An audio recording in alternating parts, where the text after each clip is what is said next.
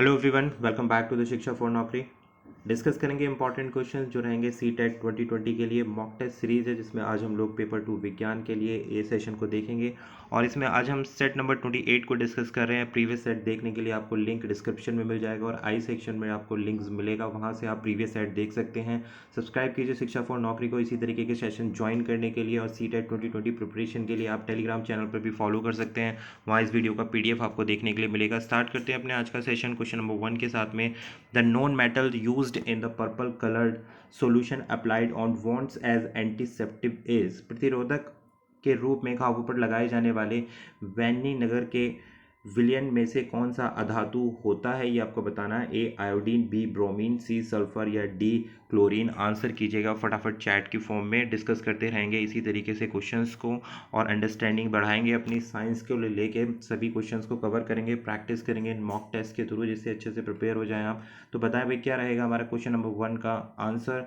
क्या पूछा गया? प्रतिरोधी के रूप में घाव पर लगाए जाने वाले बैंगनी रंग के विलयन में कौन सी अधातु होती है, ये आपको बताना है।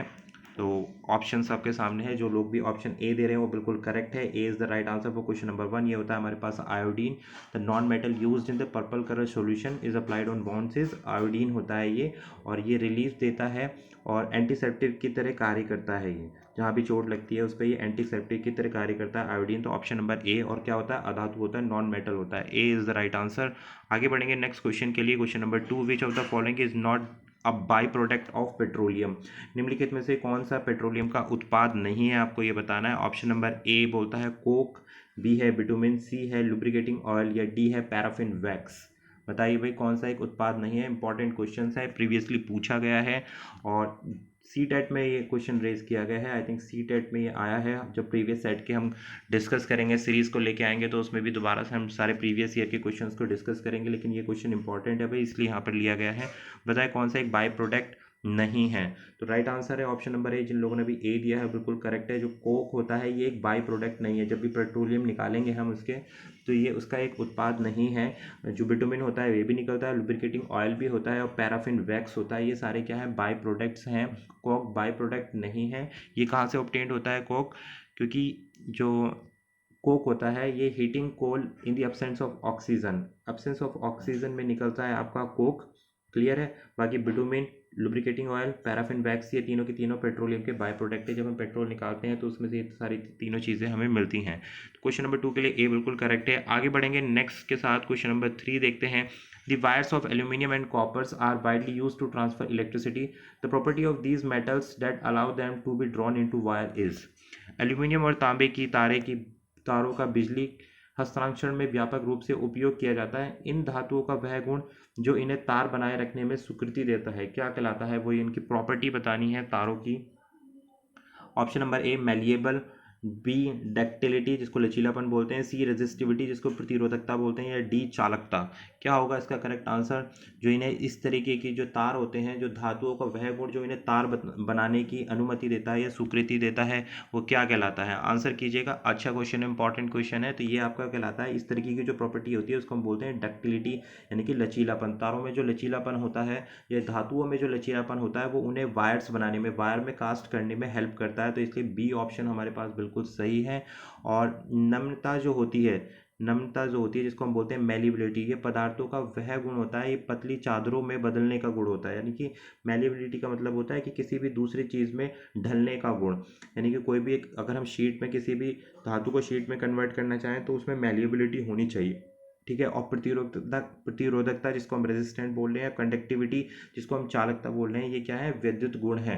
ये इलेक्ट्रिसिटी के गुण है। प्रतिरोधक रेजिस्टेंस मतलब कि अगर इसमें जो हमारे इलेक्ट्रॉन्स हैं वो फ्लो कर सकते हैं नहीं कर सकते, यानी कि धारा प्रवाह हो सकती है नहीं हो सकती। और चालकता हम आप पहले ही डिस्कस कर चुके हैं। आगे बढ़ते हैं भाई नेक्स्ट क्वेश्चन के साथ। क्वेश्चन नंबर 4 लेते हैं। Which of the following pollutants are responsible for depletion of ozone layer. निम्नलिखित में से कौन सा प्रदूषित ओजोन परत के अपक्षय होने का उत्तरदायी है? यानी कि जो ओजोन लेयर है वो किस पॉल्यूटेंट्स की वजह से पतली होती जा रही है? Option number A chlorofluorocarbons, B acid rain, C methane and carbon dioxide, या D carbon dioxide and carbon monoxide. बताएं भाई क्या होगा करेक्ट आंसर? क्वेश्चन नंबर 4 के लिए क्या ऐसा रीज़न है, देखिए ये भी प्रीवियसली पूछा गया है क्वेश्चन, ये क्वेश्चन आया है सी टेट में, और आई थिंक सी टेट 2019 का ही क्वेश्चन है, जुलाई 2019 में ये आया हुआ क्वेश्चन है, इसलिए इसको लिया गया है, इंपॉर्टेंट क्वेश्चन है। इसको कई बार घुमा फिरा के क्वेश्चन टीचिंग एग्जामिनेशंस में कई बार देखा गया है। तो जो राइट आंसर है वो है हमारे पास क्लोरोफ्लोरोकार्बन, जिसको हम शॉर्ट में बोलते हैं CFC, ठीक है। और ये क्या है, विच इज़ ए कंपोजिशन, ये एक कंपोजिशन है कार्बन की ही एक कंपोजिशन है, और इसमें क्लोरीन भी होता है एंड फ्लोरीन भी उपस्थित होता है। ये दोनों चीज़ें क्लोरीन एंड फ्लोरीन जो होते हैं ये रिस्पॉन्सिबल हैं जो ओजोन लेयर पतली हो रही है, डिप्लीशन ऑफ ओजोन लेयर के डिप्लीशन में क्लोरीन एंड फ्लोरीन दोनों ही इंपॉर्टेंट है, जो क्योंकि क्लोरोफ्लोरोकार्बन से कार्बन भी होगा, फ्लोरीन भी है, क्लोरीन भी है। क्लियर है भाई, तो इसलिए option number A is the right answer for question number 4। आगे बढ़ेंगे क्वेश्चन नंबर 5 के साथ। Select the true statement from the following, निम्नलिखित में से सत्य कथन को छांटना है। Melamine is A thermoplastic whereas bakelite is a thermosetting plastic. Bakelite and melamine both are thermoplastic. Option number C बोलता है कि bakelite and melamine both are thermosetting plastic. Bakelite is a thermosetic plastic where melamine is a thermosetting plastic. बताया भाई कौन सा correct answer होगा, आपको true option बताना है कि कौन सा थर्मोसेटिंग प्लास्टिक है और कौन सा थर्मोसेटिंग प्लास्टिक नहीं है। ठीक है भाई, क्लियर है। क्वेश्चन को समझना बहुत ज़रूरी है यहाँ पर कि कौन सा ट्रू है, कि बैकलाइट के बारे में बात हो रही है और मेलेमाइन के बारे में बात हो रही है, कि कौन सा थर्मोप्लास्टिक है और कौन सा थर्मोसेटिंग प्लास्टिक है, इसमें से करेक्ट आपको चूज़ करना है। तो राइट आंसर है हमारे पास ऑप्शन नंबर सी। जो लोग भी सी ऑप्शन दे रहे हैं वो बिल्कुल सही है। Bakelite and melamine both are thermosetting plastic है। क्लियर है भाई, दोनों के दोनों थर्मोसेटिंग प्लास्टिक हैं। और बैकलाइट क्या होता है, पुअर कंडक्टर होता है, इसको हम बोलते हैं poor conductor of heat and electricity, जिसका इस्तेमाल जैसे जो कुकर के हैंडल्स होते हैं उसमें इस्तेमाल करने, उसके ऊपर जो लगाया जाता है वो बैकलाइट्स का होता है, क्योंकि ये क्या है, पुअर कंडक्टर है, हीट को ट्रांसफर नहीं होने देता अपने अंदर से। और bakelite use for electrical switches बनाने में भी बैकलाइट का इस्तेमाल किया जाता है। यूटेंसिल्स के जो मैं बता रहा हूँ अभी हैंडल्स, उनमें भी इस्तेमाल किया जाता है। मेलेमाइन क्या होता है, melamine is a resistance to fire, यानी कि आग को का प्रतिरोधक होता है एक तरीके से मेलेमाइन जो पदार्थ होता है। ठीक है, ये टॉलरेट करता है heat better than other plastic, दूसरे प्लास्टिक के कंपैरिजन में जो मेलेमाइन है ये हीट को अच्छे से रेजिस्ट करता है। और ये जैसे फ्लोर टाइल्स हो गए, किचन वेयर्स हो गए, फैब्रिक्स हो गए, तो उनमें इसका इस्तेमाल किया जाता है। तो दोनों के दोनों थर्मोसेटिंग प्लास्टिक के एक एग्जांपल्स हैं। आगे बढ़ेंगे क्वेश्चन नंबर 6 के साथ। विच of the following algae is characteristics by the presence of ग्रिडल shapes chloroplast in the cytoplasm, निम्न में से कौन सा शैवाल की विशेषता इसके कोश के द्रव्य में कुंडलीनुमा आकार के क्लोरोप्लास्ट की उपस्थिति है। ए यूथ्रेसिक्स, B spirogyra, C chara, D both A and B. बताए भाई क्या करेक्ट आंसर होगा। बायोलॉजी से रिलेटेड क्वेश्चन है हमारा, साइंस का अच्छा क्वेश्चन है, लेवल बहुत अच्छा है क्वेश्चन का, पूछा जा सकता है आपसे क्या करेक्ट आंसर होगा। तो देखिए क्वेश्चन नंबर सी के लिए जो हमारे पास करेक्ट आंसर है वो है यूलोथ्रिक्स, इसको हम बोलते हैं। और ये क्या होता है भाई, देखिए ये स्पीसीज़ होता है, एक 30 स्पीसीज़ है, इंक्लूड्स ये यूरोथ्रिक्स जो होता है इसमें 30 स्पीसीज़ आते हैं भाई। ठीक है, और ये क्या होता है, this is a fresh water algae, यानी कि साफ़ पानी में जो एल्गी हमारी दिखती है वो यूथ्रिक्स कहलाता है। और इसकी 30 स्पीसीज़ होती है, यानी कि 30 इसकी प्रजातियां होती हैं। और ये ज़्यादातर वाटर के जो टैंक होते हैं ना, जो हमारे छत के ऊपर वाटर टैंक होते हैं उनमें पाया जाता है, पोन्ड्स में पाया जाता है, लेक में पाया जाता है। ठीक है, और जो कॉमन फ्रेश वाटर स्पीसीज़ होता है वो यू एक्ल्स होता है। क्लियर है, तो इसके हम और डेप्थ में नहीं जाएंगे, कि बस इतना ही समझेंगे कि ये है कहाँ, ये हमारे साफ पानी में जो पाए जाते हैं एल्गी यूथ्रोसिस कहलाते हैं, उनकी 30 प्रजातियां होती हैं। तो इतना ही काफ़ी है इस क्वेश्चन के लिए। तो क्वेश्चन नंबर 6 का right answer option number A है। आगे हम बढ़ेंगे option number C. Nepenthes is a plant which traps and eats frog insects and even mice in our country, this plant is found in. Nepenthes एक प्रकार का ऐसा पौधा है जो मेंढकों, कीड़े मकोड़े और चूहे जैसे छोटे जीवों को अपने अंदर फंसाकर खा जाता है। हमारे देश में यह पौधा पाया जाता है। कौन से स्टेट में ज़्यादातर ये प्लांट पाया जाता है, इसके बारे में आपने ज़रूर सुना होगा। Option number A Arunachal Pradesh, B Meghalaya, C Assam या डी उड़ीसा। बताएं भाई इस तरीके का जो ये प्लांट है जिसको पिचर प्लांट के नाम से भी जाना जाता है भाई, इनको पिचर प्लांट भी बोला जाता है। तो ये क्या कौन से स्टेट्स में सबसे ज़्यादा पाए जाते हैं, तो देखिए राइट आंसर है हमारे पास ऑप्शन नंबर बी। जिन लोगों ने भी बी ऑप्शन दिया बिल्कुल करेक्ट है, ये पाए जाते हैं भाई मेघालय में। मेघालय में सबसे ज़्यादा देखने के लिए मिलते हैं।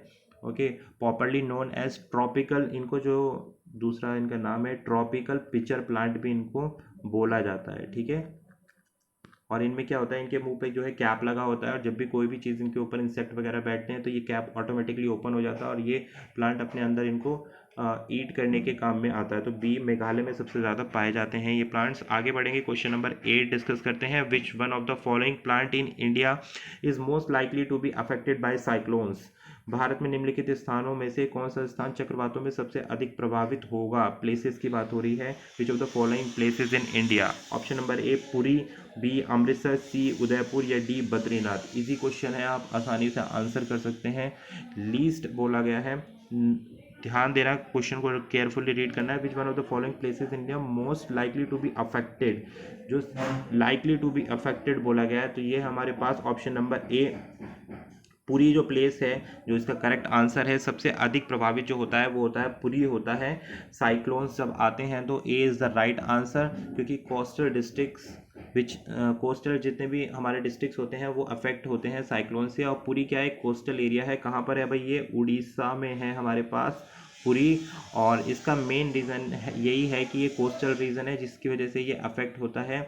और आई थिंक इसलिए इतना ही क्वेश्चन इसका सफिशेंट है, और मोर डिटेल में नहीं जाएंगे कि कितने कितने इसको भी हम आगे डिस्कस कर सकते हैं कि जो साइक्लोन्स आती हैं इन रीजन्स में वो किस स्पीड से आती हैं। लेकिन जो इनकी विंड्स होती हैं जो वो कम से कम 150 से लेकर 175 किलोमीटर की स्पीड के थ्रू फ्लो होती हैं जो कोस्टल रीजन्स में होती हैं। लेकिन हमें बस इतना ही ध्यान रखना है, इतना डीप नहीं आएगा क्वेश्चन आपके पास कि कौन सा प्लेस है, पुरी है, कहाँ है, उड़ीसा में है, क्यों है, क्योंकि कोस्टल डिस्ट्रिक्ट है और ये साइक्लोन से सबसे ज़्यादा इफेक्टेड होते हैं। आगे बढ़ते हैं भाई क्वेश्चन नंबर 9 के साथ। किस type of leaf pattern example है leaf venation and root types are present in bamboo. बांस के पौधों की पत्तियों में शिरा विन्यास तथा जड़ किस प्रकार के होते हैं आपको बताना है। Reticulate venation and tap root, B parallel venation and fibrous root, C parallel venation and tap root या D reticulate venation and fibrous root. बताएं भाई क्या करेक्ट आंसर होगा क्वेश्चन नंबर 9 के लिए। प्रॉपर आंसर बताना है कि which type of leaf pattern leaf venation and root types are present. Bamboo की बात की जा रही है, जो बांस के पौधे होते हैं उसमें किस तरह की लीफ और किस तरीके की रूट्स पाई जाती हैं ये आपको बताना है। तो देखिए जो करेक्ट आंसर है बी जिन लोगों ने भी दिया बिल्कुल करेक्ट है। Parallel venation and fibrous root होती हैं। Plant with fibrous root are parallel. देखिए जितने भी फाइब्रस रूट होती हैं यानी कि जो भी रेशेदार जड़ें जिनमें पाई जाती हैं उनमें क्या होता है, पैरेलल वेनेशंस होता है। पैरेलल वेनेशन होता है किस चीज़ में, लीव्स जो होती हैं उनमें समांतर शिराविन्यास होता है लीव्स में। जैसे कि ग्रास हो गया, वीट हो गया, जितने भी घास होती हैं हमारे पास, वीट हो गया और मेज हो गया, ये क्या है, इनमें फाइब्रस रूट पाई जाती है और पैरेलल वेनेशन पाए जाते हैं। तो फाइब्रस रूट क्या क्या होती है, थिन होती हैं, मॉडरेटली ग्रोइंग ब्रांचेस होती हैं। इनकी ब्रांच ये रूट्स होती हैं यही ब्रांचेस में कन्वर्ट हो जाती हैं फाइब्रस। तो option number B is the right answer question number 9। आगे बढ़ेंगे क्वेश्चन नंबर 10 के साथ। इंपॉर्टेंट क्वेश्चन है, cobalt 60 is use in the treatment of which disease. Cobalt 60 का उपयोग किस बीमारी के इलाज में किया जाता है। Option number A AIDS, B SARS, C cancer या डी एंथ्रैक्स। बताएं भाई क्या करेक्ट आंसर होगा। क्वेश्चन का लेवल पसंद आया हो, इंटरेस्टिंग लगे हो तो यार ज़रूर से सब्सक्राइब कीजिएगा और शेयर करना बिल्कुल भी ना भूलें इसी तरीके के सेशंस अटेंड करने के लिए। आंसर करें, कोबाल्ट 60 का ट्रीटमेंट इनमें से किस डिजीज़ के लिए यूज़ किया जाता है। देखिए राइट आंसर है हमारे पास ऑप्शन नंबर सी। बहुत ही इंपॉर्टेंट क्वेश्चन है भाई, कैंसर के इलाज के लिए हम कोबाल्ट 60 का इस्तेमाल करते हैं। ठीक है, और ये क्या है, कोबाल्ट 60 एक थेरेपी होती है मेडिकल यूज़, जिसमें कि क्या यूज़ इस्तेमाल किया जाता है, गामा किरणों का इस्तेमाल किया जाता है। एक थेरेपी होती है ट्रीटमेंट करने के लिए कैंसर के लिए, जिसमें हम गामा किरणों का इस्तेमाल करते हैं और इसमें कोबाल्ट 60 का यूज़ किया जाता है जैसे हमारे कैंसर को ट्रीट करने के लिए।